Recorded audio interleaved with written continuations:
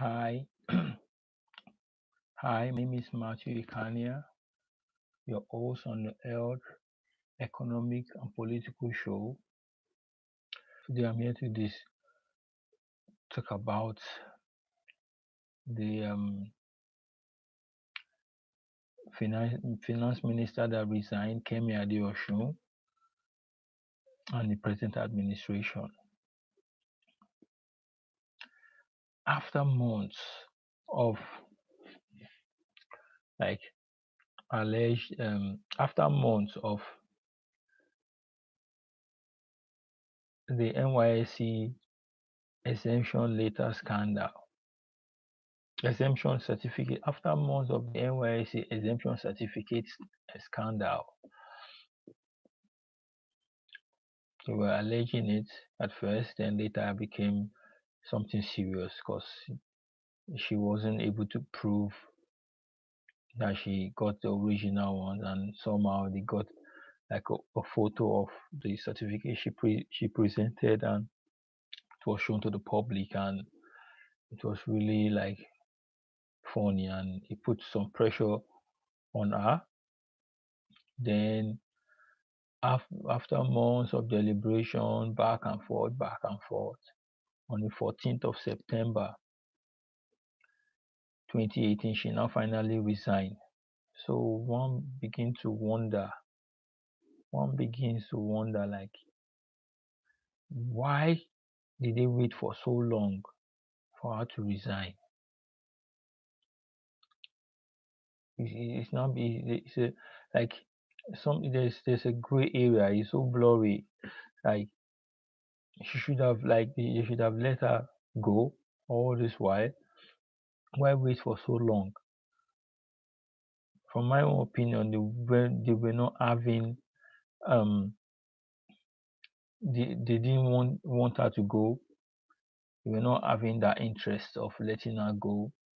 But I think the polity is heating up, and everybody's gearing up for elections and all that. Now they feel that okay, let's sacrifice something, and that's why they let her go. They pressure her into resigning. And when you look at it too, like the pressuring her into resigning, it comes with something. Like, I think something fishy is going to happen because of the election or during the elections. Because for me, I see the Kemi Adeosun woman as somebody who can be a stumbling block.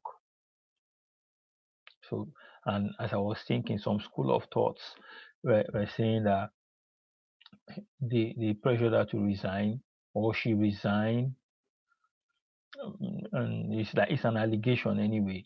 On this resign, they're alleging that she resigned because they want to commit uh, election finance violation. They want to commit some finance violation, like they want to, like, get money from that ministry, because the Ministry of Finance, to manipulate the elections. That's what some school of thoughts are alleging. Then, apart from that, other school of thoughts are saying the present administration is strategizing and um, preparing to use the country's funds to finance their election. That's what other school of thought are alleging.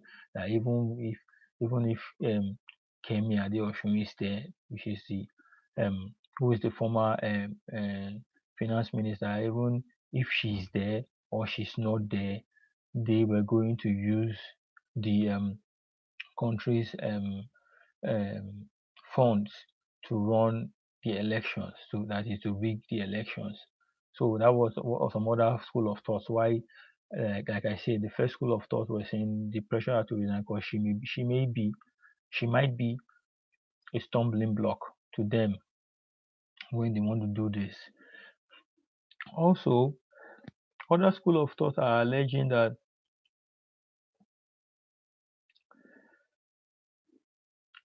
because they see how the politics going, everything is changing.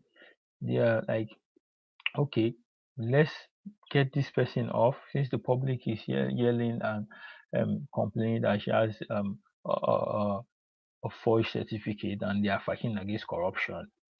That's some other school of thought are saying so that like if the public are saying, oh, we the APC we are fighting corruption and we have somebody who is using a fake NYSC exemption certificate to work for the same government that is fighting corruption, that means we should do something about it so that to show the people that we are transparent and we are saying that we are doing what we told them we're going to do, fight corruption and all that. That's why they um, make her resign.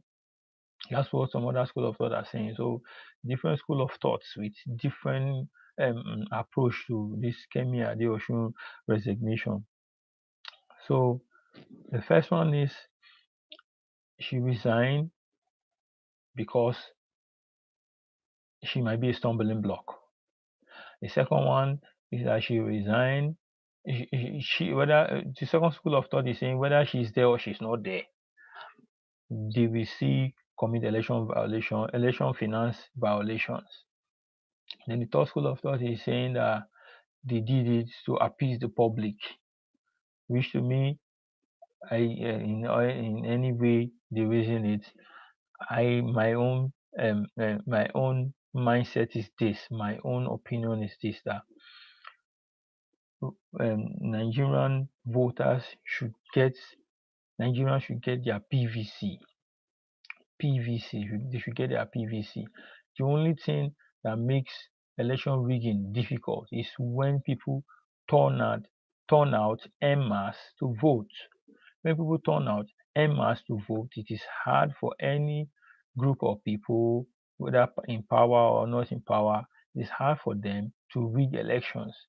Low voter, low voter, low voters turnout will allow election rigging, will allow any group of criminals, group of funny characters to rig elections. So if our people get their PVC and turn out en masse and go vote that day, vote this present administration out, it will be hard for them to rig, no matter the money, no matter if they like, let them take the whole funds that the country has to rig the election, like we've seen before in Ekiti State. Let them do everything they will do to rig the election.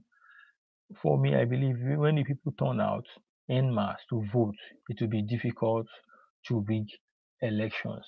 So one thing I take out of this whole thing is that when people promise to do certain things, let them do their background check very well. If they have done their background check, Kemi Adeosun wouldn't have even become that minister. And if they were like, okay, we want to take her in every way, they would have sorted out everything with the NYSC so that she has the right documents to be in the administration. They didn't do all that. They let the woman come out there and the woman was disgraced because why? They say they are fighting corruption and they are not fighting the corruption in going about fighting corruption in a true manner. They're not following due process. They're not following due process in anything. They just go about doing all sort of things in all sort of manner. And she came from the UK. She may be privy to information about how to go about this NYC certificate. But the thing is that when you come to join a group of people that are doing things in a zigzag manner, in a meander manner, and they tell you that it doesn't matter, and she joined that group of people. Now that it doesn't matter, is backfiring on her, making her they try to like embarrass her, make her look stupid. And this is somebody who is trying to be of help to our country, to our nation. They embarrass her and made her look stupid. Now they now pressured her into resigning. Now all these allegations are coming up. If the administration they are planning, they are strategizing properly to tell you that they are not organizing anything. If they're strategizing properly, they are thinking about the people, they are thinking about the welfare of that nation, they're thinking about developing that nation. They would have done all their they would have done all their background check, make sure everything is in place, and they wouldn't be having all this kind of scandal, NYSC exemption certificate scandal. They wouldn't be having all this kind of scandal, and it wouldn't be coming up at this time. Now, all this thing that happened now because she resigned, all these allegations are coming out. People are alleging different things. People are saying, "Oh, they're trying to rig the election. They're trying to do this. They're trying to do that." This administration, because of their inconsistency, because of their not being prepared for anything, they put themselves in a corner where people are pointing fingers at them, and they have not lived up to what they promised. And everybody that campaigned for them, in 2015, everybody like they are biting their fingers and saying, "Oh, is it what we've done to ourselves?" So, alleging and encouraging every Nigerian to go out there, get your PVC, and be ready to vote out this present administration, because they are not ready to help the common man on the street. They are not helping to improve our lives. They are not helping to make our life better.